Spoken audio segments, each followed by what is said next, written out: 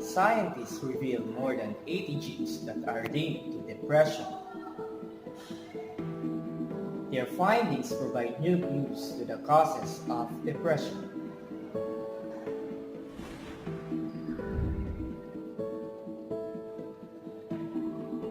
Depression is a complex disease with many causes. Genetic factors play a major role in developing this disease.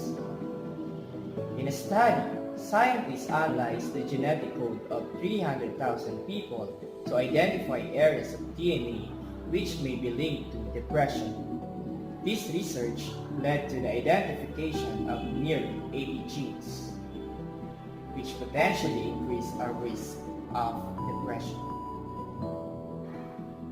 This could explain why some people are more susceptible to depression than others. The study could also help explain what actually triggers depression and assist researchers to develop better treatments for depression. The findings support previous evidence that depression is 40% genetic. Variations in these genes combine to increase the risk of developing depression. The genes associated with depression have diverse functions in the brain. Some of the genes identified have roles in the function of synapses. Synapses are junctions or tiny connectors that allow brain cells to communicate with each other through electrical and chemical signals. Other genes may control the production and activity of neurotransmitters, which are chemical messengers of the nerve cells. Serotonin is a feel-good neurotransmitter involved in the brain's communication processes. Imbalances in serotonin are associated with the development of mood disorders and other issues such as obsessive-compulsive disorder and panic attacks. Previous studies revealed an association between depression and serotonin. In another study, scientists identified a gene called SLC6A15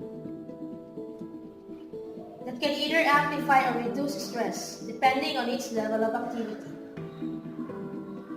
The study suggests that people with altered levels of this gene in certain brain regions may have a much higher risk of depression and other emotional disorders. Scientists have also pinpointed 5 gene variants that may increase the risk of a depressed individual to commit suicide.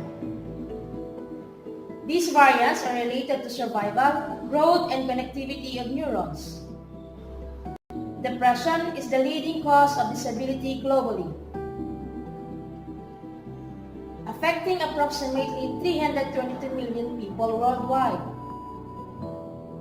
Life events such as trauma or stress can contribute to its onset.